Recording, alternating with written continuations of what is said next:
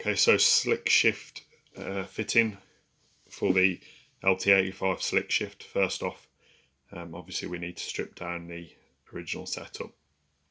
If you lift up the rubber gaiter in the car on the transmission tunnel, you'll end up with this sort of setup here in front of you. So to begin with, we're going to remove these 4 bolts here, and that'll lift up this cover. Underneath here are 4 springs actually, and some round washers. So we're going to remove them and then very, very carefully lift it away so nothing drops into the gearbox itself.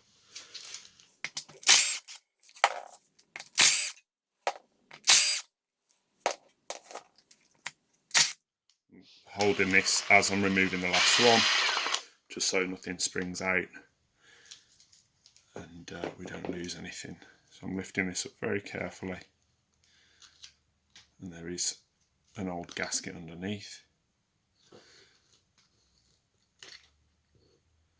Then carefully lifting that off. You can see the old gasket, which we can discard. And then there are 2 penny shaped washers, which we want to keep. And then there are 4 springs.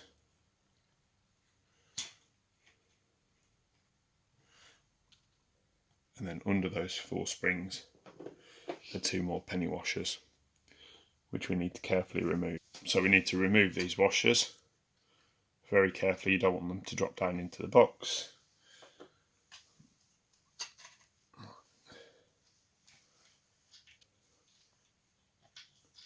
Just fish those out.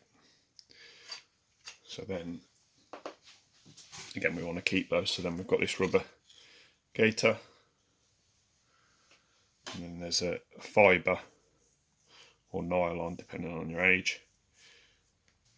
So you should be able to flick this out like that, and then pull your pivot out. Hopefully it looks in better condition than that.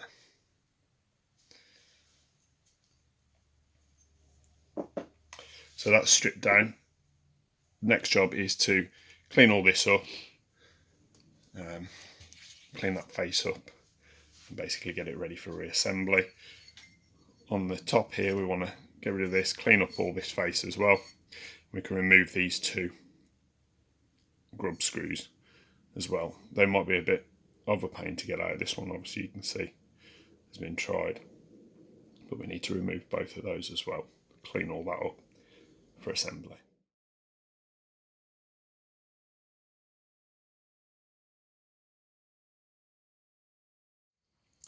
Okay, so for fitting of the Slickshift, we're at this stage now, so we can clean up this face, ready for assembly. The first job is to take the pivot, the new pivot, and the nylon cup that comes with it. The nylon cup has 2 larger grooves, and those are the grooves that the pivot pins sit in. So we're going to grease up this area heavily and then slide on the nylon cup.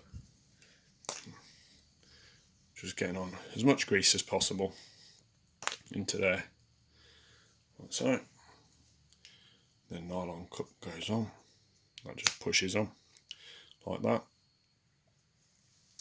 Once we've done that, we can drop in our spacer.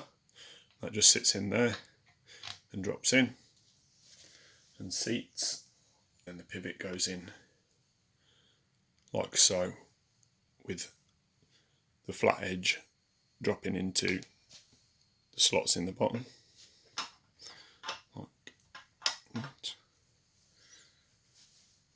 And then our spacer can go over the top like that, and we'll push down and it will locate this step into here. So we can apply some silicone onto this face around here. You don't have to go mad with it, just on the outer edge around here. And then we're going to drop that over the top and make sure it locates all the way down, and it's located on that step in the middle, and everything moves freely. From there, I'm just going to grease the top a little bit more. And then I'm also going to put some grease down into there onto the end of the pins. From there, we need to drop in 2 of our penny washers. Carefully like that, and the grease helps them stay stuck to the pivot pins like so. I'm going to take the top cover and turn it upside down. I'm going to drop in 1 of the coins into each hole so it lays flat, like so, and then the springs can go in over the top like so. So that's ready to go. On here I'm going to lay over our little rubber grommet, seat that in there like that, just wipe away that excess, and then again we can run another bead of silicone around this outer edge.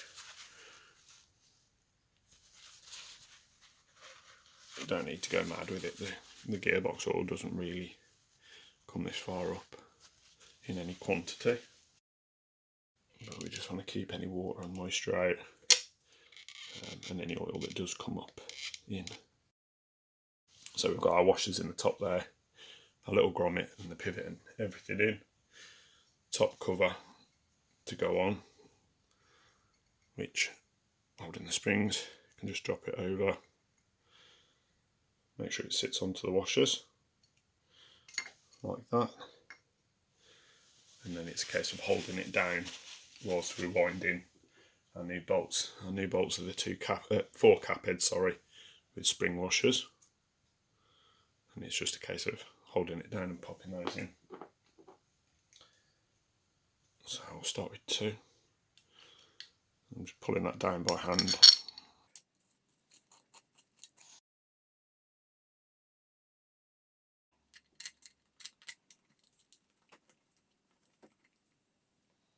Wind the other 2 in, and then we can pull it down tight.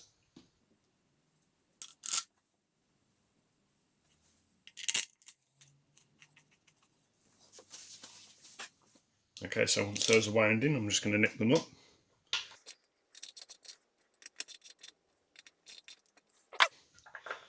Everything's moving freely, which is good. So from there, we've got our 2 grub screws, one of which goes in there, and the other in that side. Okay, so we're at that stage now, and we've wound these in just a touch. On the LT85, the bias springs aren't as good a design as, say, the R380 and the LT77, where it's got a good tension on the spring. These have just got the coil springs that are in there, so it doesn't really return to centre in the same way, and without changing this whole top, there's not really a vast amount you can do about it. You can put in, or you could put in, stronger springs, but then that would just make it difficult to get into gear rather than getting it back to centre. So the key with these really is to wind them in so that the gear stick doesn't just, it'll never return back to centre neatly, unfortunately, but just so it doesn't sit in one place is the optimum. And if you pop the gear stick on, as long as you can get all the gears, then that's pretty much key. So to the right side, so I'm going to push it forward and backwards to get third and fourth. And the more you wind these down, the harder it's going to get to move left and right. So if you keep it nice, and if you keep the tension off them and allow the springs to just sort of help a little bit, you'll be able to go through all the gears like so, relatively easily. If you wind them in too far, you'll find that you can't actually move the gear stick left or right at all. So that's those. Reverse is over there, where it normally is. It will be tough to get reverse, purely by the change in leverage. But if you find that you can't get it at all, it might be that you've wound one of these down too far, and it's just the coil spring's just binding up and not allowing you to push the gear stick over fully. So I've got these wound in, left one down a little bit more than the right one, and from that stage I'm happy with how that shifts. It feels clean and smooth for an LT85, and I can get all the gears and it's not sticking, and it moves quite freely, so I'm happy with that. So from there you've got your 2 lock nuts, and they just wind over the top of each one of those adjusters, and you can just put a dab of Loctite on each one. So just a bit of Loctite in there on each one. Just wind that down and lock them off. So Loctite on both, and you lock them off there. Hold your Allen key in the top, which is happy with the position of those. Allen key in the top. Just lock that one off there. And that one off there. You don't have to go crazy with them, and they should stay there. And then that is back to where we started. Obviously, gear stick on, and you can adjust the position of that depending on where you want it. Washer back on, nylock on, and that's pretty much it.